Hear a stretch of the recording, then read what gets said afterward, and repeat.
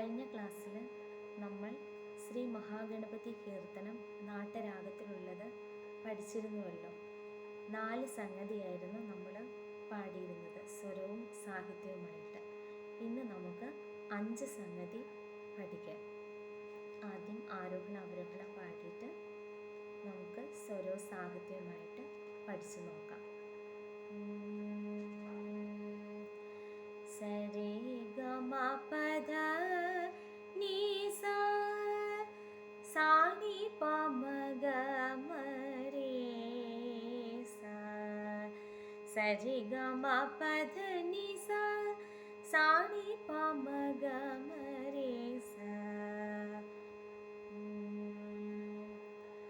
മാ പ മ മ ഗ പ മ രേ സാ നി സാ. സാ സരി ഗ മ മാ പ നി മ പ മ മ ഗ പ മ രേ സാ രി സാ. സാ സരി ഗ മ ഗ മ പ നി സാ നി പ മ മ ഗ പ മ രേ സാ രി സാ.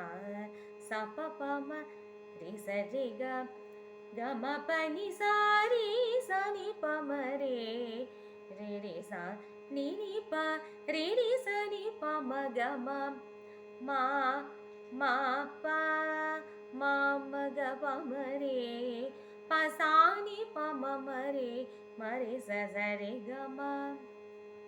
ഇനി അതിൻ്റെ സാഹിത്യം ഒന്ന് പാടി നോക്കാം. മാഘാ ഗണപതിം മനസാ സ്മരാമി.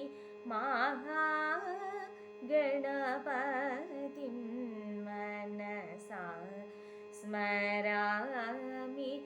മാഘാ ഗണപതിം മനസാ സ്മരാമി. മാഘാ ഗണപതിം മനസാ സ്മരാമി. മാഘാ ഗണപതിം മനസാ സ്മരാമി. മാഘാ ഗണപതിം. വസിഷ്ഠവാമ ദേവാദിവന്ദിത മാഘാ ഗണപതിം.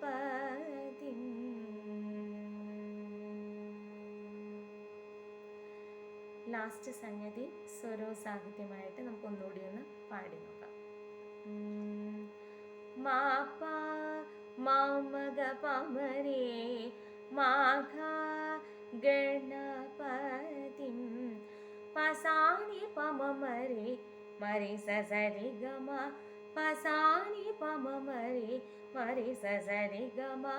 വസിഷ്ഠവാമ ദേവാദിവന്ദിത. ഇനി അടുത്ത ക്ലാസ്സിൽ നമുക്ക് 6ാമത്തെ സംഗതി പഠിക്കാം.